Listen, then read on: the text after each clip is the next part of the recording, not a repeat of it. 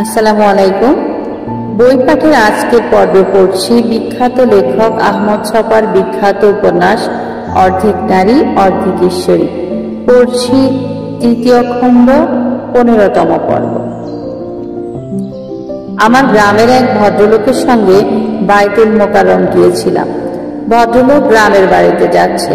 পরিবার পরিজনের কাপড় চোপড় কেনার জন্য আমাকে ধরে নিয়ে গিয়েছিলেন। বাজার থেকে কাপড় চোপড় কেনার কাজটি আমি অপছন্দ করি, অথচ মানুষ সেই অপছন্দের কাজটি করার জন্য আমাকে বারবার ধরে নিয়ে যায়। এ দোকান সে দোকান ঘুরে ভীষণ ক্লান্ত হয়ে পড়েছিলাম। ঘোড়ার চাইতে পাঁচ মিশেলি মানুষের ভিড়ই হয়রান করেছে বেশি। গ্রামের ভদ্রলোককে বিদায় করার পর ভাবলাম, যাক, বাঁচা গেল। আমি বাইতুল মোকাররমের সামনে এসে মুক্ত বাতাসে শ্বাস নিলাম। সন্ধ্যের বাতি জ্বলে উঠেছে। গাড়ি ঘোড়ার আওয়াজ, মানুষের আওয়াজ, বিচিত্র বর্ণের আলোর উদ্ভাস, সবকিছু মিলিয়ে আমার মনে হলো সন্ধ্যেবেলায় ঢাকা যেন ভূত প্রেতের বাগান বাড়ি। এখানে সবকিছুই ভিতরে। আমি পথ দিয়ে হেঁটে আসছিলাম। একা একা পথ চলার সময় মনে নানা রকম ভাবনার উদয় হতে থাকে। জেনারেল পোস্ট অফিস ছাড়িয়ে আমি আব্দুল গনি রোডে চলে এলাম। এই রাস্তাটিতে রিক্সা চলে না, সুতরাং অল্প স্বল্প ফাঁকা থাকে। হঠাৎ করে পেছন থেকে কে একজন আমার শরীরে হাত চাপে। আমি চমকে উঠলাম। হাইজ্যাকারের পাল্লায় পড়ে গেলাম না তো? এ মাসের স্কলারশিপের পুরো টাকাটা এখনো আমার পকেটে। যদি নিয়ে যায় সারা মাস আমার চলবে কেমন করে? পেছনে তাকিয়ে দেখে অর্থনীতি বিভাগের প্রফেসর তায়েবুদ্দিন সাহেব। তিনি আমার দিকে তাকিয়ে মিটি মিটি হাসছেন। অদূরে তার সাদা ফিয়াটখানা দাঁড়িয়ে। তিনি বললেন, কি ভায়া, তোমার ভাবনার ব্যাঘাত ঘটালাম নাকি? বেশ হেলতে দুলতে যাচ্ছ একাকি? আমি একটুখানি লজ্জিত হলাম। বললাম, না স্যার, এই সন্ধ্যেবেলায় এই ফাঁকা রাস্তায় হাঁটতে ভালো লাগে। তিনি বললেন, তুমি তো আবার ভাবুক মানুষ, গাড়িতে উঠতে বললে রাগ করবে? আমি বললাম, রাগ করবো কেন স্যার? আমি গাড়ির পেছনে বসতে যাচ্ছিলাম। তায়েবুদ্দিন সাহেব তার পাশের সিটটি দেখে বললেন, এখানেই বসো, কথা বলতে সুবিধা হবে। গাড়ি চলতে আরম্ভ করলো। তিনি বনানীর স্কাইলার্ক রেস্টুরেন্ট কাম বারের গেটের সামনে গাড়ি দাঁড় করিয়ে বললেন, তোমাকে পেয়ে খুবই ভালো হলো। আজকে তোমার সঙ্গে চুটিয়ে আড্ডা দেব। এত ব্যস্ত থাকতে হয়, শিল্প সাহিত্য সম্বন্ধে কোনো খবরাখবর রাখাই সম্ভব হয় না। তোমার মুখ থেকে এ বিষয়ে কিছু শুনবো। প্রফেসর তায়েবুদ্দিন লিফটে উঠে বোতাম টিপলেন। আমার কেমন বাঁধো বাঁধো ঠেকছিল। একজন নামকরা প্রফেসরের সঙ্গে রেস্টুরেন্টে এসে আড্ডা দেয়া, এরকম কিছু আমাদের দেশে সচরাচর ঘটে না। রেস্টুরেন্টে ঢুকে আমি অবাক হয়ে গেলাম। দেশি বিদেশি নারী পুরুষ জোড়ায় জোড়ায় বসে আছে। প্রায় প্রত্যেক টেবিলের সামনে গ্লাস, কোনোটা ভর্তি ফেনা উঠছে, কোনোটা অর্ধেক শেষ হয়েছে। এ ধরনের জায়গায় আমি আগে কোনোদিন আসিনি। রেস্টুরেন্টটিতে প্রবেশ করার পর আমার মনে হলো আমি অন্য কোনো দেশে চলে এসেছি।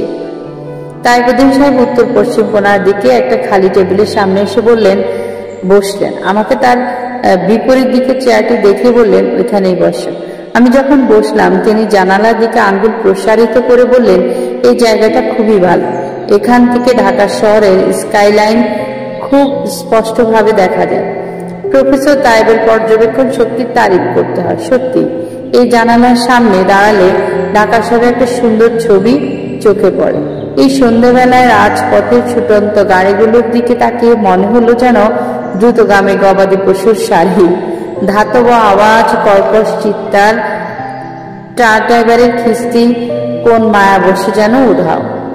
এয়ার কন্ডিশন রেস্টুরেন্টের কাছের জানালা দিয়ে গমনাগমনের মৃদুমন্দ ছন্দটি শুধু ধরা পড়ছিল।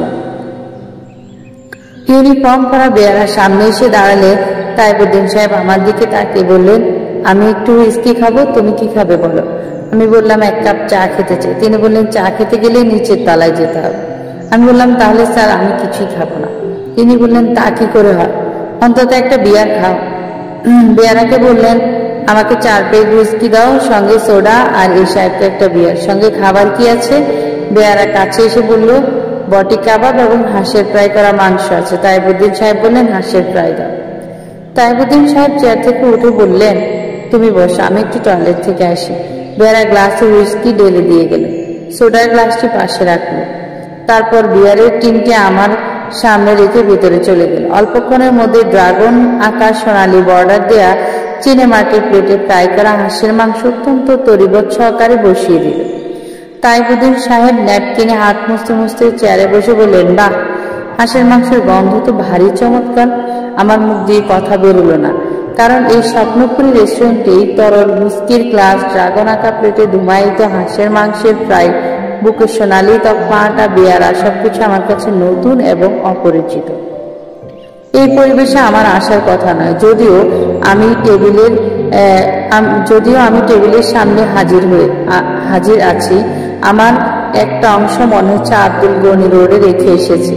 প্রফেসর তাই হুইস্কিতে সোডা মিশিয়ে চুমুক দিলেন এবং কাঁটা চামচ দিয়ে এক টুকরা হাঁসের প্রায় মুখের মধ্যে পুরে দিলেন। তার মুখ থেকে আহ শব্দটি বেরিয়ে এলো। বোঝা গেল মাংসের স্বাদ তার ভালো লেগেছে। তার দেখা দেখি আমি কাঁটা চামচ দিয়ে একখানা হাঁসের প্রায় মুখে ঢুকিয়ে দিলাম। প্রফেসর সাহেব হুইস্কির গ্লাসে চুমুক দেওয়ার ফাঁকে ফাঁকে আমার দিকে তাকাচ্ছিলেন। গ্লাসটা টেবিলে রেখে হঠাৎ তিনি আমাকে জিজ্ঞেস করে বসলেন, ও কি, তুমি বিয়ারের টিনটা খোলনি কেন? আমি চুপ করে রইলাম। বিয়ারের টিন কি করে কোন দিক দিয়ে খুলতে হয় তাও আমি জানি না। তিনি সেটা বুঝে গেলেন এবং নিজে টিনটা খুলে আমার হাতে তুলে দিলেন। আমি টিনটা কাট করে গ্লাসে ঢালতে গিয়ে দেখি ভুসভুস করে ফেনা বেরিয়ে এসে টেবিলে ছড়িয়ে যাচ্ছে। আমি রীতিমতো অপ্রস্তুত বোধ করতে থাকলাম। প্রফেসর তাই বললেন, ও কিছু না, 1 মিনিটের মধ্যেই কেটে যাবে। আমি যখন বিয়ারের গ্লাস তুলে সামান্য পান করলাম, এক ধরনের তেতো স্বাদে আমার জিভ একরকম অসাড় হয়ে গেল। বমি বমি ভাব অনুভব করলাম। অন্য জায়গায় অন্য পরিবেশে হলে হয়তো হড়হড় করে বমি করে ফেলতাম, কিন্তু রেস্টুরেন্টে আসার পর থেকে একটা ভীতি আমার শরীরে ভর করেছে।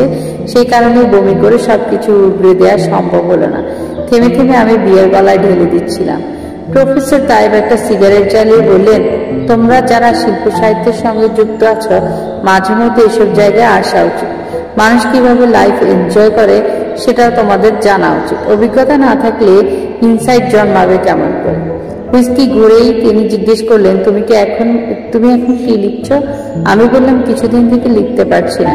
মনে মনে আমি প্রফেসর তাইবকে ধন্যবাদ দিলাম। তিনি আমার নিজের বিষয়ে বিশেষ ধারণা পোষণ করেন। আমি বললাম, স্যার, আমার মাঝে মাঝে এমন হয়, চেষ্টা করেও 1 লাইন লিখতে পারি। প্রফেসর হাতের ইশারায় বেয়ারাকে ডেকে তার গ্লাসে আরো 3 পেগ হুইস্কি দেওয়ার নির্দেশ দিলেন।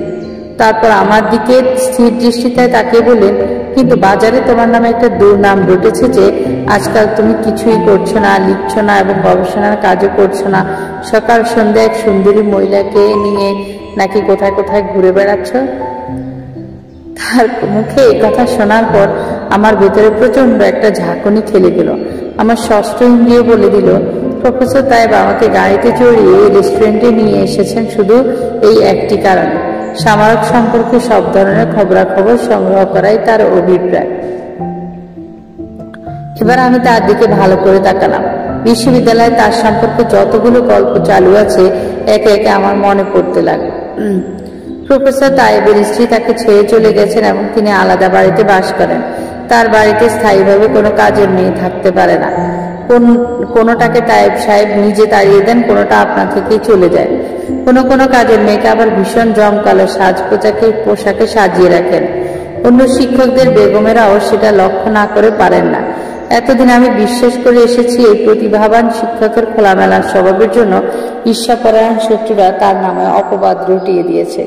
এখন আমার মনে হলো তার নামে যেসব গুজব রটেছে তার সবগুলো না হলেও অনেকগুলো সত্যি। তার সম্পর্কে যে শ্রদ্ধার ভাবটি এতদিন পোষণ করে আসছিলাম ভেঙে খান খান হয়ে গেল। আমার সারা শরীর থেকে ঘাম নির্গত হচ্ছিল। নিজের অজান্তেই গ্লাসের বিয়ার কখন শেষ করে ফেলেছি টের পাই। প্রফেসর তাইবের দিকে তাকিয়ে দেখি তিনি এখনো আমার দিকে তাকিয়ে উত্তরের প্রতীক্ষা করছেন। এই প্রথমবার তার বাঁকা নাকটা দেখে আমার শকুনের কথা মনে পড়ে গেল। আমাদের দেশে বিশেষ সাপ এবং শকুনের বিশেষ প্রজাতি বিলুপ্ত হয়ে যাচ্ছে, এই সংবাদ কোনো একটা প্রাণী বিষয়ক ম্যাগাজিনের মাধ্যমে জেনে গিয়েছিলাম। তাইব সাহেবের মুখের দিকে ভালো করে তাকিয়ে মনে হলো পৃথিবী থেকে সাপ এবং শকুনের বিশেষ প্রজাতি বিলুপ্ত হলে কোনো ক্ষতি বৃদ্ধি হবে না। এক এক টাইপের মানুষের মধ্যে এই সাপ শকুনেরা নতুন জীবন লাভ করে বেঁচে থাকবে। তায়েব সাহেব আমাকে আব্দুল গনি রোড থেকে এই এত দূরে নিজে গাড়ি ড্রাইভ করে স্বপ্নপুরীর মতো রেস্টুরেন্টে নিয়ে এসেছেন। তার পয়সায় জীবনে প্রথমবার বিয়ের চোখে দেখার সুযোগ পেলাম। সুতরাং সামারক সম্পর্কিত তথ্যাদি যদি তার কাছে তুলে না ধরি তাহলে নেমক হারামি করা হবে। অত্যন্ত সতর্কতার সঙ্গে রেখে রেখে সামারকের গল্পটা তার কাছে বয়ান করলাম। সব কথা প্রকাশ করলাম। যেটুকু না বললে গাড়িতে চড়া এবং বিয়ার পান হালাল হয় না সেটুকুই বললাম। শরীফুল ইসলাম চৌধুরী সাহেব আমাকে ডেকে নিয়েছিলেন সে কথা জানালাম। বাংলা একাডেমিতে সামারকের সঙ্গে সাক্ষাৎ, তারপর প্রফেসর হাসনাত প্রসঙ্গ এবং ডক্টর মাসুদের বাড়ি থেকে আমার না খেয়ে চলে আসে সবকিছুই তায়েব সাহেবকে জানালাম। তিনি শুনে ভীষণ রেগে গেলেন। বললেন, জাহিদ শোনো, এই বিশ্ববিদ্যালয়ে বর্বর এবং স্যাডিস্ট মানুষেরা রাজত্ব করছে। একবার অ্যাপয়েন্টমেন্ট নিয়ে আবার নাকচ করা এই নোংরা প্র্যাকটিস আমাদের দেশেই সম্ভব। ইউরোপ আমেরিকার কোথাও হলে সব বেটাকে জেল খাটতে হতো। সামারক কষ্টে পড়েছে সেজন্য তিনি চুপচুপ করে আফসোস করলেন। প্রফেসর তায়েব আমার কাঁধে হাত দিয়ে বললেন, Zahid, I must thank you. তোমার উদ্দেশ্য মহৎ। তোমার নামে যা কিছু শুনেছি এখন বুঝতে পারছি সেসব সত্য নয়। ভদ্রমহিলা কষ্টে পড়েছেন, তার চাকরির ব্যাপারটা অত্যন্ত জেনুইন। কিন্তু তুমি তাকে সাহায্য করবে কিভাবে? বিশ্ববিদ্যালয়ে তোমার কাজটাও তো হয়নি। তোমার কথা শুনবে কে? এক কাজ করো, তুমি ভদ্রমহিলাকে আমার কাছে নিয়ে এসো। সোনা চালানির পেছনে গোয়েন্দা লাগলে যেমন হয়, আমারও এখন সেই দশা। আমার অনুভব শক্তি যথেষ্ট প্রখর নয়, তবু বুঝতে বাকি রইল না প্রফেসর তায়েব প্রক্রিয়াটির সূচনা করে দিলেন। আরো অনেক মহাপুরুষ সামারককে সাহায্য করার জন্য উল্লাসের সঙ্গে এগিয়ে আসবেন। তখন সামারককে তাদের ঠিকানায় পৌঁছে দেওয়াই হবে আমার কাজ। আজকে এই পর্যন্ত। চলো, ধন্যবাদ সবাইকে।